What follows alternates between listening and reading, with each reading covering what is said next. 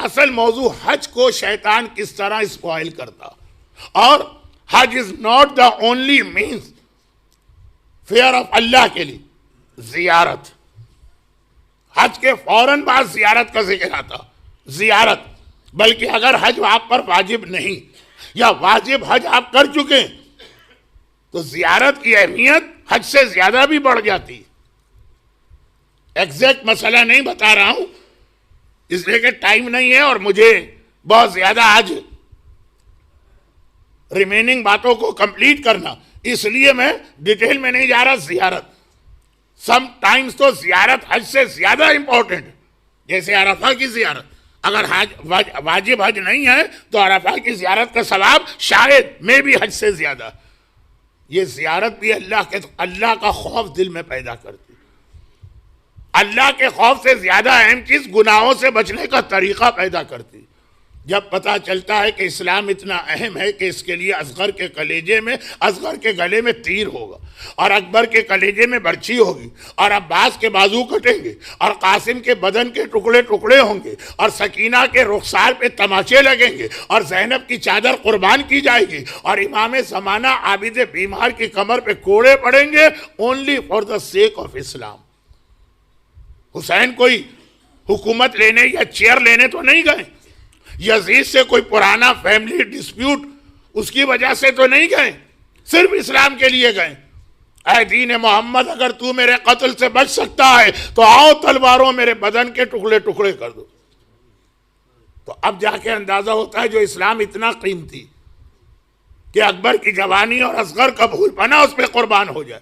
کیا لندن میں آ کے وہ اتنا کم ہوگا کہ ایک داڑھی رکھنے کو مومن تیار نہیں، ایک میوزک چھوڑنے کو ہمارا نوجوان تیار نہیں اس کو ریئلائز ہوگا. کربلا کی یہ زیارت، یہ بھی خوف خدا دل میں پیدا کرنے کا ایک بہت بڑا ذریعہ. اسی لیے زیارت کے انسٹیٹیوشن پہ اتنا زور دیا گیا. زیارت کی اتنی تاکید کہ ہاتھ اور پیر کٹیں پھر بھی جاؤ زیارت پر. اور 40 کی زیارت کے اعتبار سے ایک جملہ میں کہتا ہوں، امام علی اور پھر باقی امام، لیکن امام علی اس لیے کہ وہ رسول اللہ کے لائف ٹائم پر تھے. ان کی ایک انتہائی اہم فضیلت یہ بھی ہے کہ جتنے بھی احکامات دین کے آئے اس پر سب سے پہلے امام علی نے عمل کیا. دیکھیں، ایک تو یہ ہے کہ سب سے پہلے کلمہ پڑھا یا اسلام ظاہر کیا سب سے پہلے، لیکن خالی اس میں نہیں ہے. اب آج ہم خانہ کعبہ کی طرف نماز پڑھتے ہیں. جب رسول اللہ نے خانہ کعبہ کی جانب ڈائریکشن کیا تھا تو پوری صف جو پیغمبر کے پیچھے تھی کنفیوز تھی. وہ وہی پرانے ڈائریکشن میں کھڑے رہے اور سوچ رہے ہیں کہ ہم کیا کریں. صرف امام علی تھے نا کہ ادھر پیغمبر نے ڈائریکشن چینج کیا، ادھر امام علی نے بھی اپنا ڈائریکشن چینج کیا.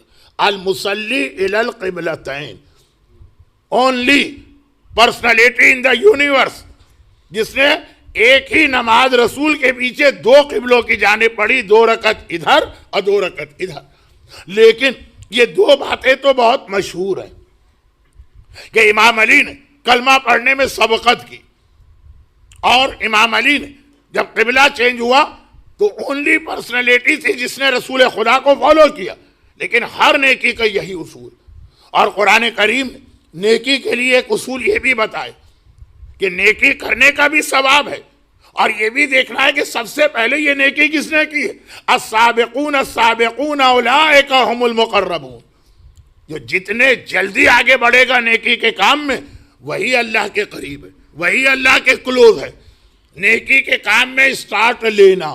ایک مجلس عشرہ زینبیہ میں تھی جہاں میں نے نیکی اور گناہ کے حوالے سے بات کی تھی.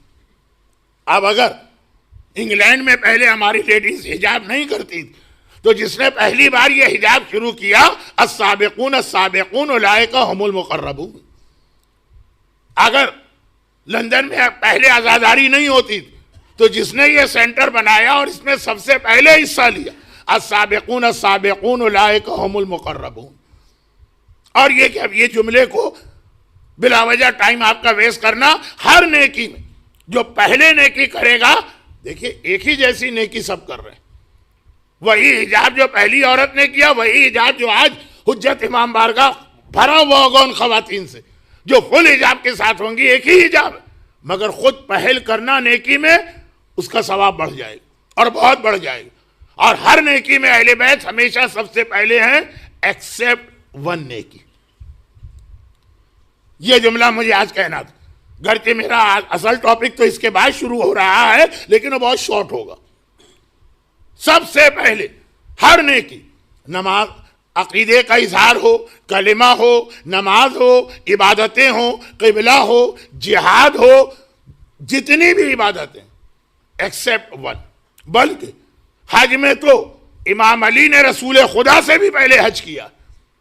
اسلام میں جب حج آ گیا، میں کافروں کے حج کی بات نہیں کر رہا ہوں، جب اسلام میں حج آ گیا تو 9 ہجری میں امام علی کو حج پر بھیجا، سورہ توبہ کی 40 آیتیں دے کر، اور 10 ہجری میں رسول خدا حج پر گئے۔ لیکن زیارت، کربلا کی زیارت، جو سب سے زیادہ ثواب کربلا کی زیارت کا، اور سفر کے مہینے میں 8ویں امام کی زیارت کی فضیلت 1-8 ڈیٹ کو بہت بڑھ جاتی ہے، لیکن پھر وہ مراجع کے فتوے اور ٹائم بہت زیادہ نکل جائے گا۔ کربلا کی زیارت سب سے پہلے اہل بیت نے نہیں کی، جابر ابن عبداللہ انصاری نے کی۔ آج 40، میں مصائب پہ ابھی نہیں آ رہا ہوں۔ کربلا کے سب سے پہلے زائر جابر تھے۔ اور یہ بھی دیکھیے کہ اگر ہم اس روایت کو مان لیں جو خود آغا سیستانی نے بھی اپنے میسج میں لکھا، جو میسج اس سال ہے کہ امنگ شیعہ علماء یہ فیمس ہے، کوئی ریسرچ کا نہ ٹائم ہے نہ ریسرچ کی ضرورت ہے کہ 40 کو اہل بیت کربلا آئے کہ 40 کو نہیں آئے، اور اسی 40 کو آئے کہ نیکسٹ 40 کو آئے۔ کچھ چیزیں ایسی ہیں کہ اننیسیسری ہم پرابلم کریٹ کرتے ہیں۔ بلکہ آج کی دنیا کی پولیٹکس میں جو ہمارے دشمن ہیں، نام لینے کی ضرورت نہیں ہے، وہ نان ایشوز میں ہمیں انوالو کر دیتے ہیں تاکہ جو ایکچوئل ایشوز ہیں وہاں سے ہماری توجہ ہٹ جائے۔ دنیا اسی پہ چل رہی۔ لیکن کربلا کے حوالے سے جس دن جابر ابن عبداللہ انصاری آئے، 40 کا دن تھا، اور کربلا کے سب سے پہلے زائر، اور اسی دن اہل بیت شام سے آئے۔ اور اگر آپ دیکھیں تو اب ایک رف کیلکولیشن within 15 منٹ، یعنی زیادہ گیپ نہیں ہے جابر کے آنے میں اور جو فیمس روایت ہے اس میں۔ ابھی جابر نے زیارت پڑھی اور اہل بیت آ گئے۔ اب یہ اللہ نے کیا کیلکولیشن کی، اہل بیت 10 منٹ پہلے بھی آ سکتے تھے۔ اور ایسا بھی نہیں کہ 11 محرم کو جب اہل بیت کربلا سے گئے تھے تو دنیاوی اعتبار سے اس قافلے پہ اہل بیت کا کوئی کنٹرول نہیں تھا، شمر چلا رہا تھا، بلکہ جو اہل بیت کہتے تھے شمر اس کے اگینسٹ کرتا تھا۔ لیکن جب یہ واپس شام سے آ رہے ہیں تو پورا قافلہ اہل بیت کے کنٹرول میں، جس طرح جس اسپیڈ سے جس طرح چلائیں، جہاں روکیں، 10 منٹ کا فرق پڑ گیا کہ زائر، پہلا زائر جابر بنا۔ ہر آدمی کو معلوم ہے کہ جابر آج اگر 10 million, 15 million, 12 million, 20 million, 8 million, اس میں بھی کوئی ہم کو بحث کی ضرورت نہیں۔ یہ کوئی اتنا بڑا ایشو نہیں ہے کہ ہم اپنا ٹائم ویسٹ کریں کہ کتنے لوگ گئے، ملینز آف زائرین گئے ہیں، ان سب کا ثواب جابر کو ملے گا۔ پہلی زیارت جابر نے کی۔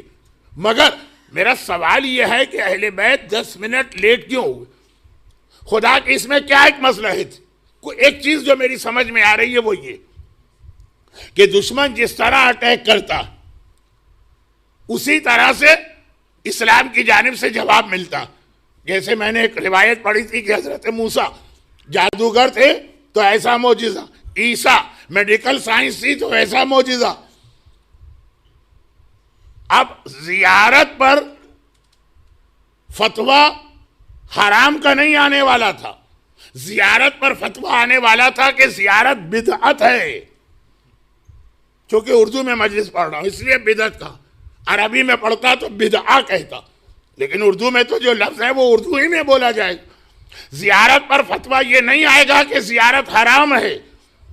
اب ایک اسٹائل کے اعتبار سے بات کر رہا ہوں، اللہ کو معلوم تھا کہ زیارت کے بارے میں حرام کا لفظ نہیں آئے گا، بدعت کا لفظ آئے گا، بدعہ کا لفظ.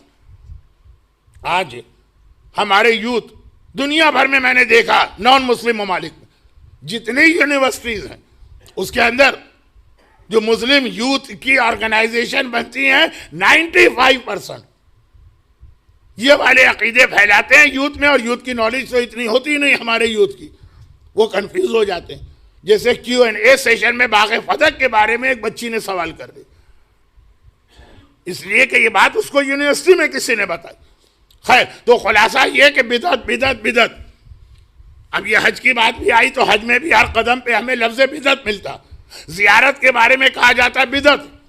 اگر وہ کہتے حرام تو ہم کہتے what is the definition of حرام؟ کہا جس سے اللہ نے روکا ہے وہ کام کرنا. تو پھر ہم اس طرح جواب دیتے، بتاؤ اللہ نے کہاں روکا؟ لیکن وہ کہتے بدعت، ہم کہتے what is the definition of بدعت. اگر زیارت بدعت ہے تو بدعت کی ڈیفینیشن کیا؟ انہوں نے کہا وہ عمل جو رسول خدا نے بھی نہیں کیا، صحاب رسول نے بھی نہیں کیا، وہ بدعت. اللہ نے کہا پہلا شاعر ایک صحابی کو بناؤں گا. کہ اعتراض ہوگا بدعت کا، اور بدعت کی ڈیفینیشن ہے جو کام صحابیوں نے نہیں کیا.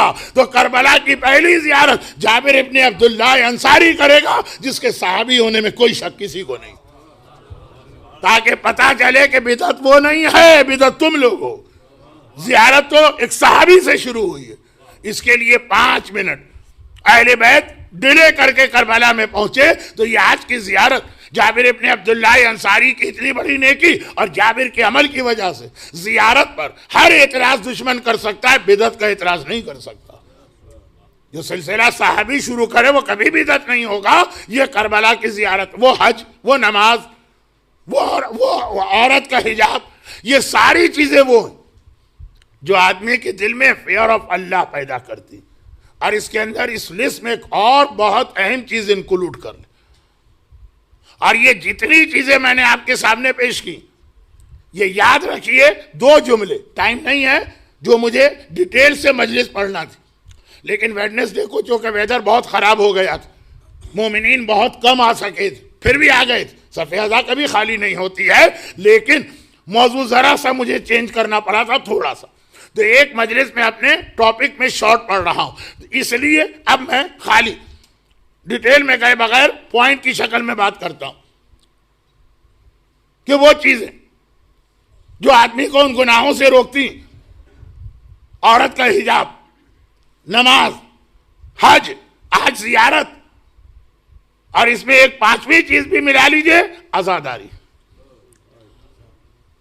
بلکہ زیارت و عزاداری کا فرق ایک جملے میں آپ کو بتاتا ہوں، ورنہ یہ اس کے لیے بھی میرے پاس آیتیں، حدیثیں اور واقعات. زیارت کہتے ہیں مومن آقا حسین کے پاس جائے، عزاداری کہتے ہیں آقا حسین مومن کے پاس آئے. عزاداری آقا حسین ہمارے گھر میں، ہمارے سینٹر میں، ہماری گیدرنگ میں، ہماری مجلسوں میں آئیں.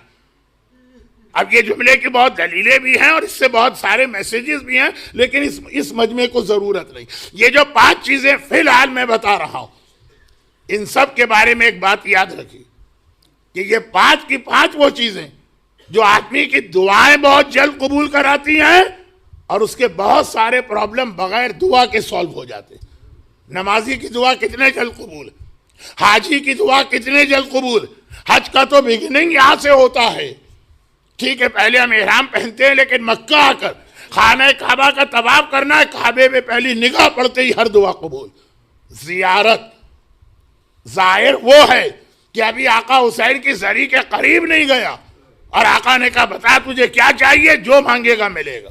یہ اللہ کا وعدہ، الامامہ فی ذریتہ والشفاء فی تربتہ والاجابۃ تحت قبتہ. تو یہ جتنی چیزیں میرے سبجیکٹ میں کسی اور کانٹیکس میں آئیں، ہمیں اس بے حیائی سے بچانے والی جو آخری زمانے کا سب سے بڑا مسئلہ، اس کی ڈیٹیل پہلے آ چکی ہے جو